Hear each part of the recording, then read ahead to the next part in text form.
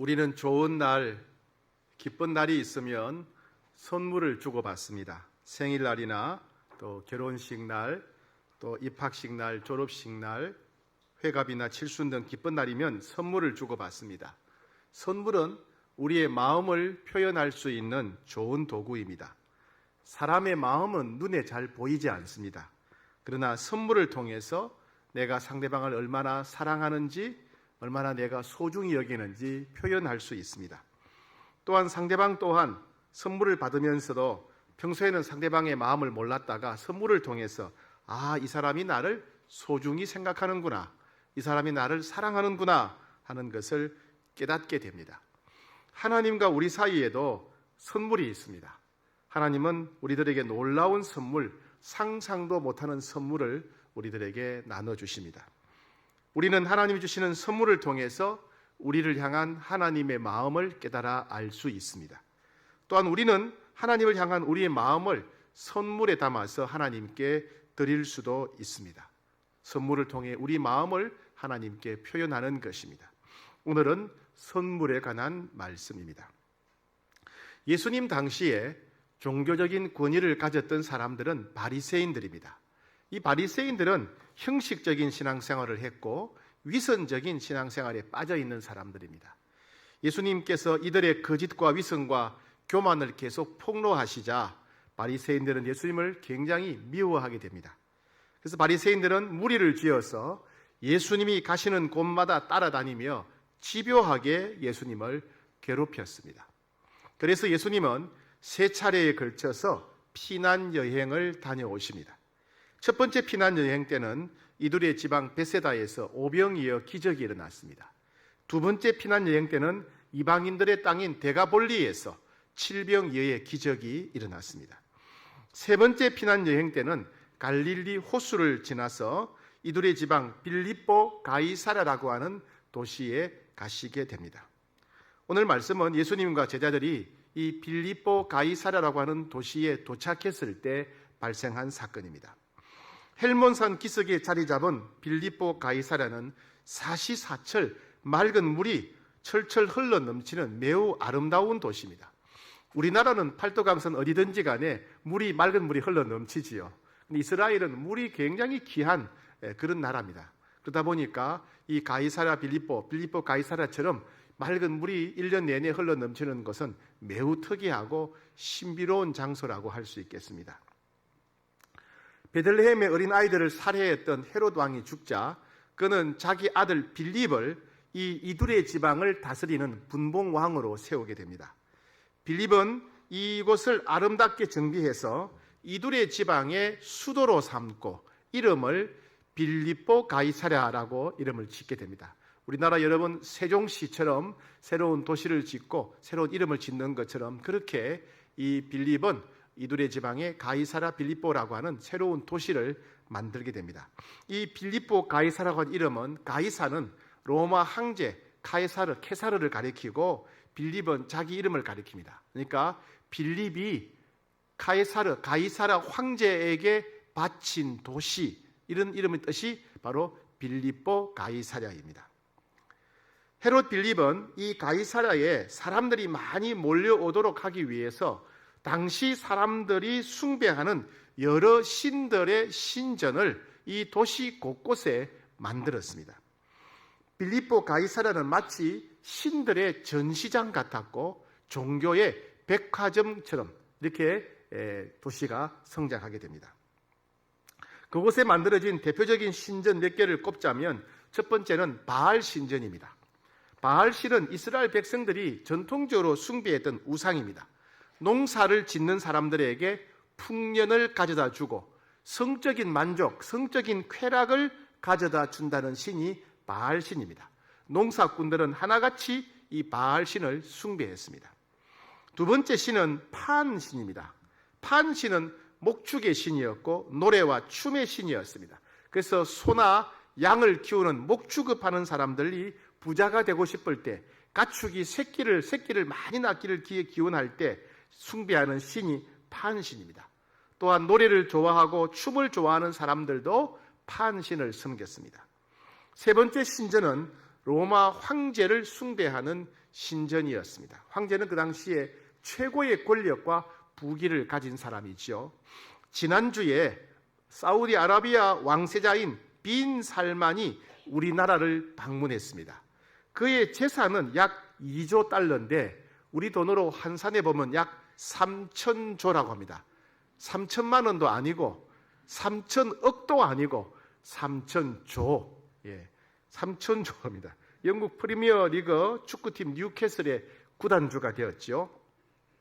이 사람은 세계적인 부자입니다. 이 사람이 서울에 왔을 때 이 사람이 가는 곳마다 전국에서 몰려온 사람들이 이 사람 얼굴을 한번 보겠다고, 세계에서 제일 부유한 사람의 길을 좀 받겠다고 그런지 사람들이 많이 몰려다녔다고 합니다. 마찬가지로 로마 황제를 숭배하는 신전에는 출세하고 싶은 사람, 성진하고 싶은 사람, 부자가 되고 싶은 사람, 로마 황제에게 눈도장 찍히고 싶은 사람들이 몰려들었습니다. 네 번째 신전은 특이한데 네미시스라고 하는 신을 숭배하는 신전입니다. 이 네미시스 신은 복수의 신이라고 합니다. 내가 누군가를 미워하는 마음으로 제사를 드리게 되면 이 네미시스 신이 대신 복수를 해주거나 아니면 내가 복수를 할 수 있도록 도와준다는 신입니다. 아마 제일 인기 있는 신 중에 하나가 아니었을까 그렇게 생각이 됩니다. 전국 각지는 물론이거니와 주변의 다른 나라에서도 이 빌립보 가이사랴를 찾았습니다. 늘 사람들이 구름같이 몰려와서 인산인해를 이루는 그런 곳입니다. 당시 사람들이 이렇게 많이 몰려온 이유는 무엇이겠습니까? 그들이 행복하기 위해서 추구하는 모든 것이 그곳에 몰려 있었기 때문이겠습니다. 출세하는 길, 성진하는 길, 부자 되는 길, 쾌락을 누리는 길, 복수하는 길, 그 모든 길들이 그곳에 모여 있었습니다. 그곳에 오는 사람들은 전부 다 행복을 추구하는 사람들이었지만은 각자 이마에는 자기가 추구하는 행복의 방법이 이름표처럼 아마 붙어 있지 않았을까 생각이 됩니다. 어떤 사람들은 출세, 어떤 사람은 성진, 어떤 사람은 부자, 어떤 사람은 쾌락, 어떤 사람은 복수, 이런 거, 이런 이름표를 붙이고 아마 어떤 사람은 바알 신전으로, 어떤 사람은 파한 신전으로, 어떤 사람은 로마 황제 신전으로, 어떤 사람은 네미시스 신전으로 들어갔을 것입니다. 그때 예수님과 제자들이 이 빌립보 가이사랴를 지나가시게 됩니다. 그때 예수님은 제자들에게 사람들이 예수님에 대해서 어떻게 생각하는가, 예수님을 누구라 생각하는지 물으셨습니다. 27절, 28절 말씀입니다. 같이 받들어 읽겠습니다. 시작. 예수와 제자들이 빌립보 가이사랴 여러 마을로 나가실새 길에서 제자들에게 물어 이르시되 사람들이 나를 누구라고 하느냐? 제자들이 여짜와 이르되 세례 요한이라 하고 들으는 엘리야 들으는 선지자 중에 하나라 하나이다. 사람들이 나를 누구라고 하느냐? 예수님께서 물으셨어요. 그러자 제자들이 대답합니다. 사람들이 예수님을 향해서 어떤 사람은 엘리야다, 어떤 사람은 세례 요한이다, 어떤 사람은 선지자다 이렇게 말합니다. 즉 당시 사람들은 나사렛 예수는 엘리야처럼 기적을 행하는 사람이다, 세례 요한처럼 정의를 부르짖는 사람이다, 그리고 하나님 말씀을 전하는 선지자다 이렇게 생각을 했다는 것입니다. 즉 당시 사람들이 생각하는 예수님은 뛰어난 사람, 탁월한 사람, 훌륭한 사람, 즉 나사렛 예수는 뭔가 다른 사람보다도 뛰어나고 탁월하고 능력이 많은 사람이다 이렇게 생각했다는 것입니다. 그러나 그 이상도 그 이하도 아니었습니다.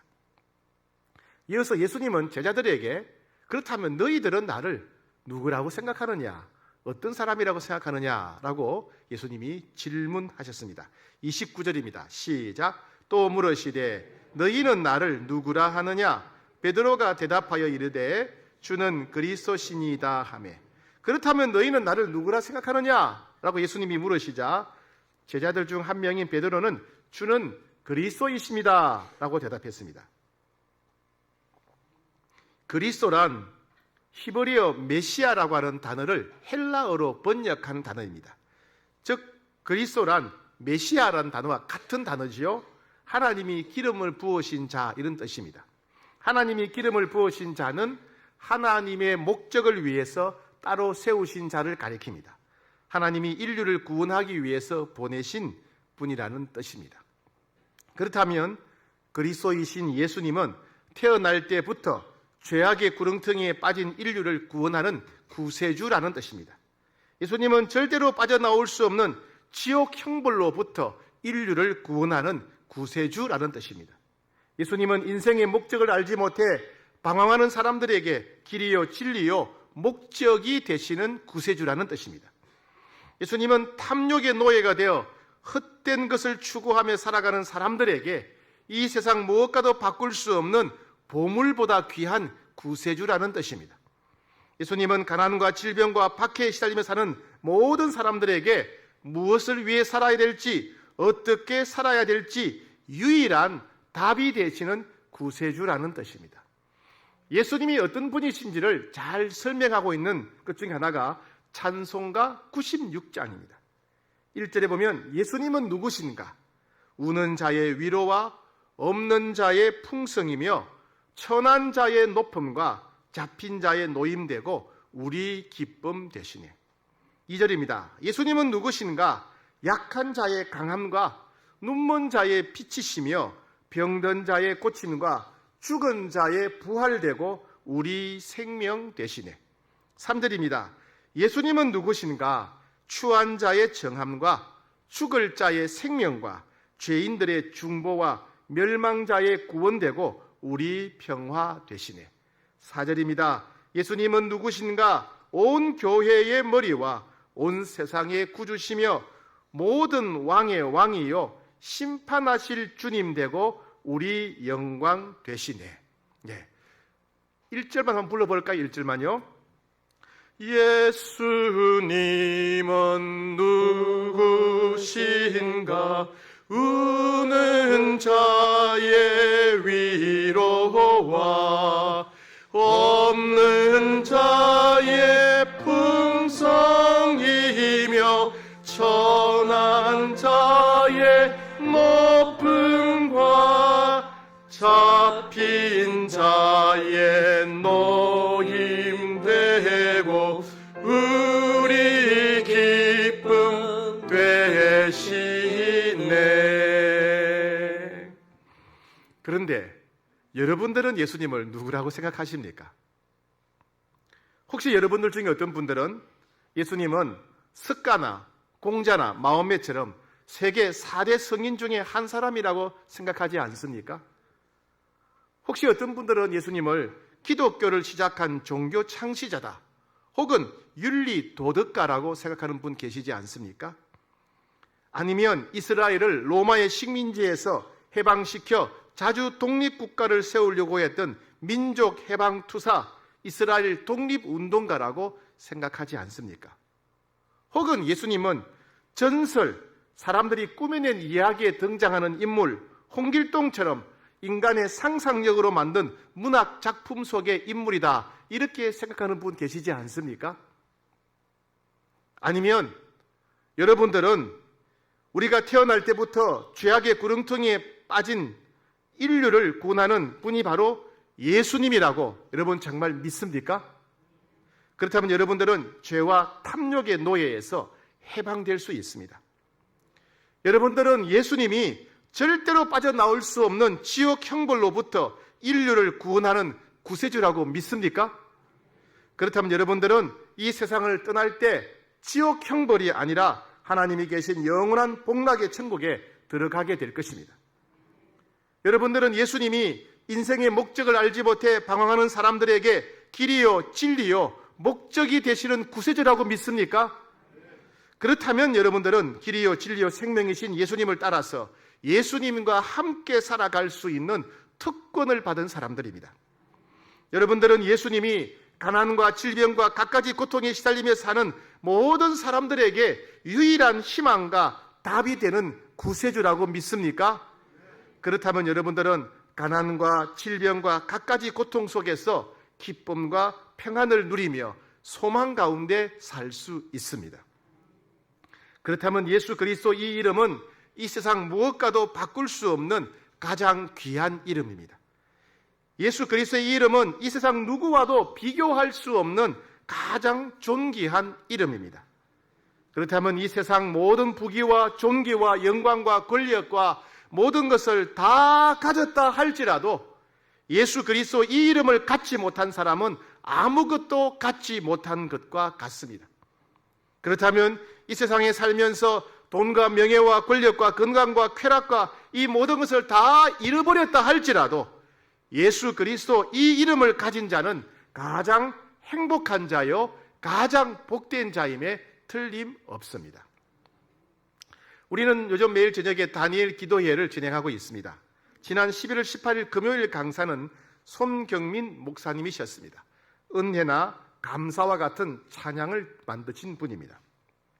이분이 본인이 어릴 때 얼마나 힘들게 살아왔는지 어린 시절을 간증하셨습니다. 어릴 때 부모님이 이혼을 하셨습니다. 그래서 모자 가정에서 자랐습니다. 이 가정은 빚이 너무너무 많아서 빚투성이로 인해서 정말 찢어지게 가난해서 힘들게 자랐다고 합니다. 초등학교 4학년 때 부모님들의 빚을 갚기 위해서 신문 배달 아르바이트를 해야 했다고 합니다.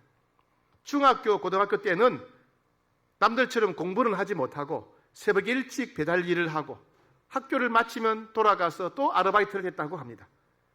그리고 고등학교를 졸업한 뒤에도 돈이 없어서 대학에 가지 못하고 공장에 취업을 해야 했다고 합니다. 군 입대할 나이가 되었는데 건강 상태가 나빠서 군 면제 판정을 받았다고 합니다. 정말 찢어지게 가난했고 눈물과 고통이 끝이 없었던 어린 시절이었습니다. 그런데 이분이 그 어린 시절을 돌아보니까 행복한 시간이었습니다 라고 말했습니다. 아니, 그렇게 눈물과 고통의 연속이었는데 행복한 시간이었다 고백합니다. 아니, 어떻게 그런 시간을 행복이라고 고백할 수 있냐 그랬더니 이분 말씀이, 이 손경민 목사님은 어릴 때부터 어머니와 함께 매일 새벽 기도회에 참석했고 그리고 주일에는 하루 종일 교회에서 여러 차례 예배를 드렸답니다. 그러다 보니까 자연스럽게 예수님을 믿는 믿음을 갖게 되었다는 것입니다.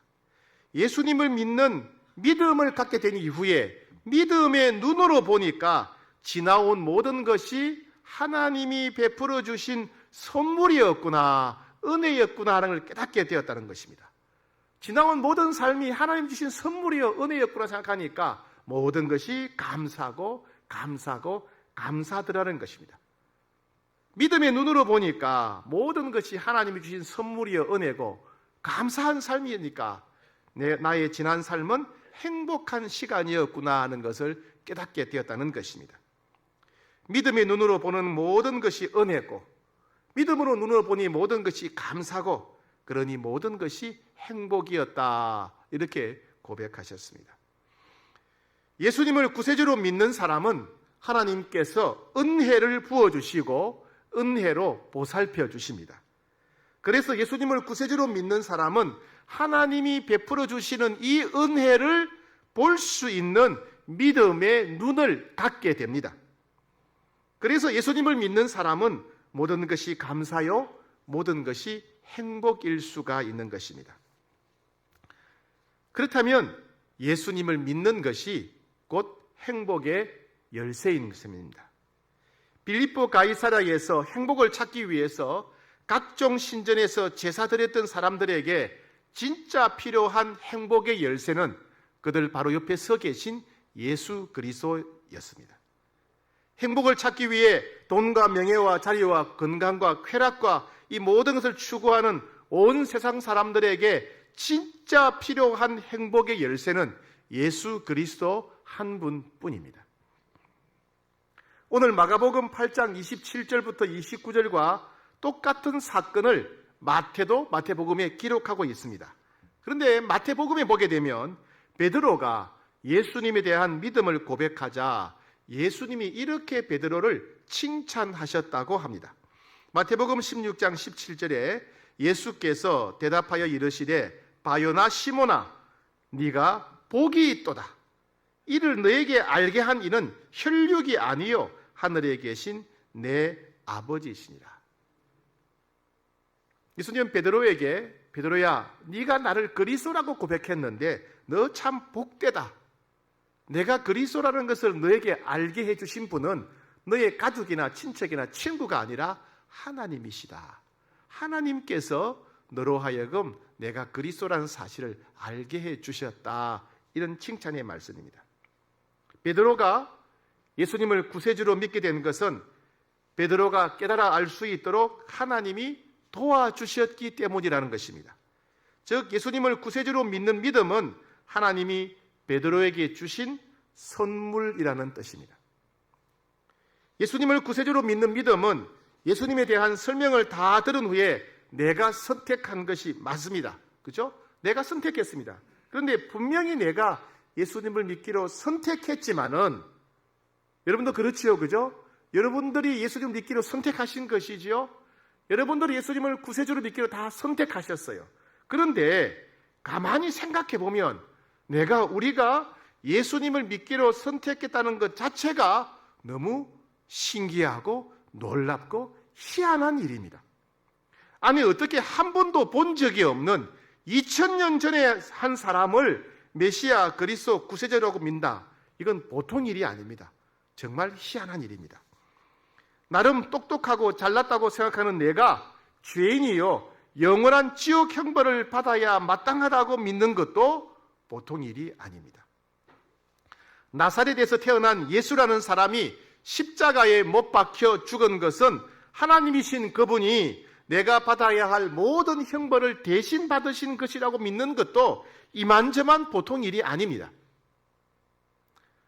성령 하나님께서 내 눈을 열어주셨기 때문에 한 번도 본 적이 없는 2000년 전에 한 사람을 메시아, 그리스도, 구세주라고 믿게 된 것입니다. 성령 하나님께서 나를 도와주셨기 때문에 나름 똑똑하고 잘났다고 생각하는 내가 죄인이요 지옥 형벌을 받아야 마땅하다는 것을 깨달아 알게 된 것입니다. 성령 하나님께서 나로 하여금 깨닫게 하셨기 때문에 나사렛에서 태어난 예수라는 사람이 십자가에 못 박혀 죽은 것은 내가 받아야 할 모든 형벌을 대신 받으신 것이라고 믿게 된 것입니다. 그렇다면 내가 예수님을 구세주로 믿게 된 것은 하나님이 도와주셨기 때문입니다. 내가 예수님을 믿게 된 것은 전적으로 하나님이 내 눈을 열어주셨기 때문입니다. 내가 예수님을 믿게 된 것은 하나님의 선물입니다. 하나님의 은혜입니다. 그래서 내가 예수님을 믿게 되었다는 사실, 예수님을 구세주로 믿는다는 이 사실로 인해서 우리는 감사하고 감사할 수밖에 없습니다. 우리가 어떤 상황, 어떤 형편에 있든지 간에 어떤 고난과 고통 속에 있든지 간에 우리가 예수님을 구세주로 믿게 되었다는 이 사실 앞에 우리는 감사해야 됩니다. 평생 영원히 우리는 감사해야 됩니다. 찬송가 23장에 보게 되면 만입이 내게 있으면 그 입 다 가지고 내 구주 주신 은총을 늘 찬송하겠네. 내 입이 만 개라 할지라도 내 만 개의 입을 다 가지고 주님을 찬송하겠다, 감사하겠다는 고백입니다. 내게 목숨이 만 개가 된다 하더라도 내 만 개의 목숨의 생명이 다하도록 감사하고 찬송하겠다는 고백입니다. 우리는 1년에 한 번 기념일을 지키고 있습니다. 우리 자신이 태어난 날을 기념해서 생일이 있고, 한글 창제를 기념해서 한글날이 있고, 민족 해방을 기념해서 광복절이 있습니다.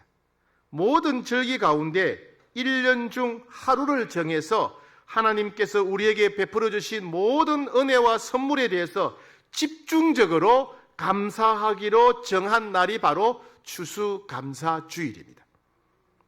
오늘은 우리가 집중적으로 하나님께 감사하는 1년 중 매우 특별하며 유일한 날입니다.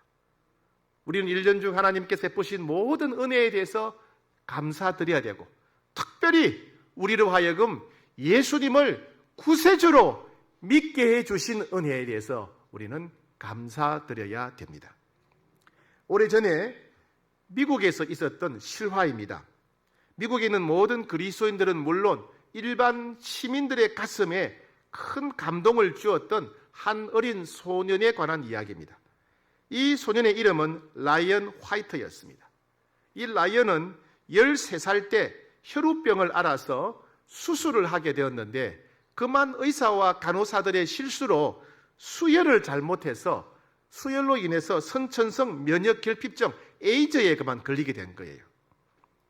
자신의 잘못도 아니고 어른들의 부주의로 인해서 소년의 인생이 그만 죽음의 기로에 놓이게 된 것입니다. 그런데 참 이상한 것은 이 아이가 이제 곧 죽을 것을 알면서도 누구를 원망하지 않았다는 겁니다. 의사나 간호사를 원망하지도 않았고 부모님을 원망하지도 않았고 늘 밝은 표정으로 만나는 모든 사람들을 친절하게 대하고 그리고 사람들을 위로해주고 특별히 큰 슬픔 가운데 빠져있는 부모님까지 위로해주면서 아주 기쁘게 지냈다는 겁니다. 다른 사람의 실수로 인해서 억울한 죽음을 맞이하게 되었지만은 아무도 원망하지 않고 하루하루를 긍정적으로 살고 기쁘게 살고 오히려 다른 사람을 위로하며 사는 이 모습이 세상에 알려지게 되었습니다. 소문이 나게 되었어요. 신문에 나오게 되고 TV에도 나오게 되었습니다. 그래서 그 당시에 유명한 사람들이 다 이 아이에게 찾아와서 이 소녀를 위로해 주려고 합니다. 당시에 미국의 대통령이었던 레이건도 이 아이들에게 찾아와서 아이를 위로해 주었습니다.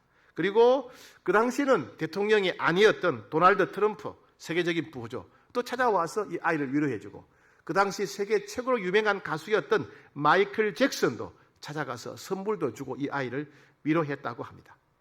결국에는 5년 정도 살다가 18살에 그만 세상을 떠났습니다. 이 소년이 죽기 직전에 그의 아버지와 마지막으로 나눈 대화 내용이 한 기독교 잡지에 실렸습니다. 그 잡지에 실린 이 아버지와 아들의 마지막 대화를 보게 되면 아버지가 이렇게 말했답니다. 아들아, 너무 미안하다. 이제는 내가 네게 아무것도 해줄 것이 없구나. 이 아빠가 더 이상 어떤 선물도 줄 수 없네. 아빠를 용서해다오. 그러자 아들이 마지막으로 아버지에게 답합니다. 아빠, 전 지금까지 여러 사람들로부터 많은 선물을 받았지만 아무도 아빠 같은 선물을 준 사람이 없어요. 아빠는 저에게 죽었어도 하나님 나라에 갈 수 있는 티켓을 선물로 주셨잖아요. 바로 예수님을 소개해 주셨어요. 아빠 때문에 제가 교회에 나가서 예수님을 믿고 구원을 선물로 얻었잖아요. 이보다 더 큰 선물은 없을 거예요. 아빠, 우리 천국에서 만나요. 이렇게 대화했다는 것입니다. 사랑하는 여러분, 예수 믿는 자는 다 죄를 용서받고 예수 믿는 자는 죽어도 천국 간다면 예수님을 구세주로 믿게 된 이 믿음, 이것이 우리 일생에 받은 최고의 선물이지 않겠습니까? 그죠? 우리 일생에 하나님이 우리에게 주신 최고의 선물은 바로 믿음이라는 선물입니다. 이 믿음을 늘 감사하고 이 믿음에 합당한 삶을 살아가는 여러분 되시기를 축복합니다.